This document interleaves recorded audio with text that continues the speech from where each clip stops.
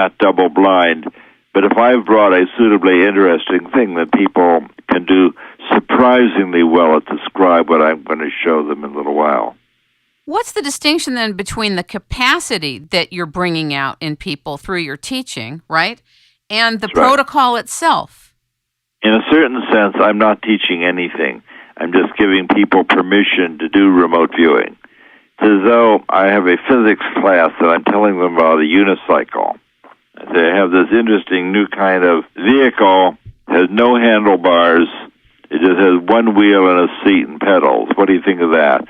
People say, that's ridiculous, has no stability in any dimension, it won't go by itself, it has no inertia, that's a crazy thing, and it's impossible, and they would be quite right until somebody comes riding by on a unicycle, and then everybody's mind is instantly changed, because they've now seen somebody riding this impossible-to-ride object, and that's a complete change in paradigm once you see that.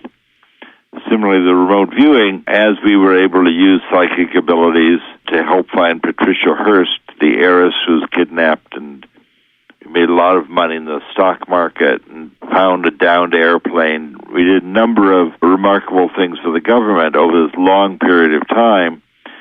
It's gained great acceptance. And, of course, other people, Darrell Bem, psychologist at Cornell, has just published a big paper showing that people can indeed see what's in the future and make use of that.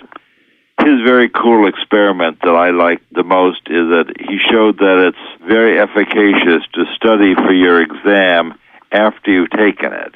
That studying in the future helps your performance. And the experiment he did is one of a number of experiments.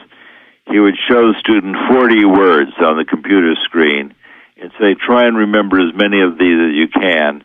And then he would take away the image and say, now write down all the ones you can remember. And that's the end of that.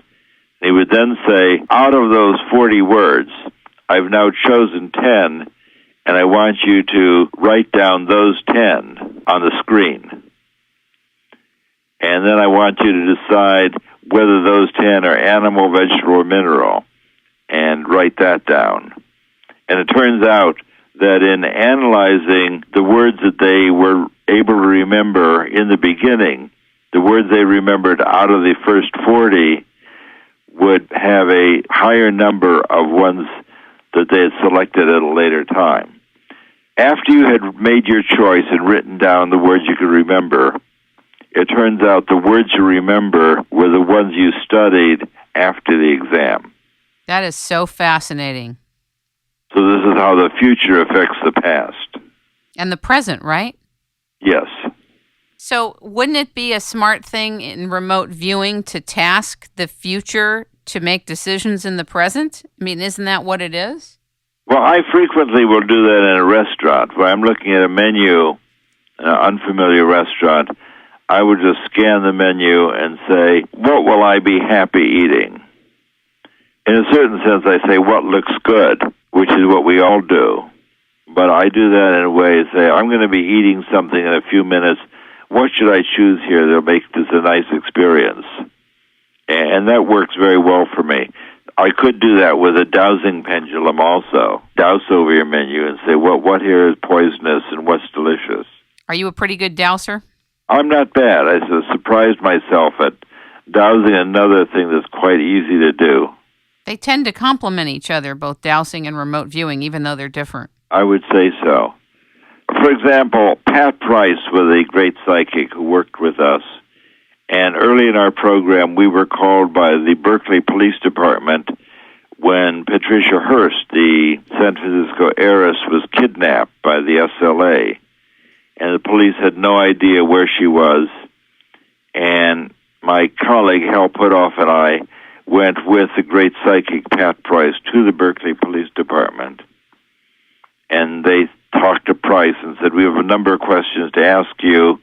And Price, who's himself a no-nonsense policeman, said, no, I just want to see your mug book, and I'll tell you who did it. So they pulled out this big loose-leaf notebook, and Price just stood at an oak table and turned the pages of this mug book, which had 4 pictures per page, and he turned the pages and turned the pages, and then after we'd gone through about 40 or 50 pictures, he put his finger on one guy, and he said, "That's the ringleader." And that was Donald DeVries, known as Sin Q. And they said, "Well, we know who that is because he walked away from a minimum security prison a year ago, but we haven't heard from him since." And a few days later, Sin Q surfaced as indeed the ringleader. But right after Price identified Donald DeVries as a ringleader of the SLA, the police said, "Well, where did they go?" Like in every movie, they say, "Which way did they go?" Right. And he said, "Well, they went that way. They went north. I see a white station wagon parked by a restaurant on the highway. It's across the street from some big gas storage tanks near a pedestrian overpass." And one of the detectives said, "Well, I know where that is. That's on the way to Vallejo, north of Berkeley." And they dispatched a cruiser, and within 10 minutes, they had the car still with cartridges rolling around on the floor of the car that they could identify as the cartridges we had seen in Patricia Hearst's bedroom an hour before. So Price was still sitting in the police station in Berkeley, and 1 minute he was able to identify the ringleader, and 2 minutes later he told them where to go to find the police car. That's amazing. So that's very high-quality psychic functioning. Who taught him remote viewing? Did you? No, indeed not. He was a natural psychic. Ingo Swann wrote a book called Natural ESP, where he talks about how to develop your psychic ability. So Ingo and Pat were natural psychics. They were psychic all their lives. The CIA asked us to bring in somebody who is not a psychic. Can I find somebody who will be a control subject? And that's you. Or my friend Hella Hamid, who is a Life magazine photographer. And she thought it would be very entertaining to be part of a government ESP program. And she and I liked each other, so we're happy to work together. And she was brought into the control with no previous experience and turned out to be the most reliable person we'd ever worked with. Wow. Worked with her for a decade. She didn't bring in the accuracy that Pat Price did, describing all the nuts and bolts and how high is the tower and how big is the swimming pool in inches and feet. She couldn't do that. But she made very few errors. She was very excellent at separating the psychic signal from the mental noise. So even though we brought her in as a control subject, she turned out to be very reliable. And you see what I see.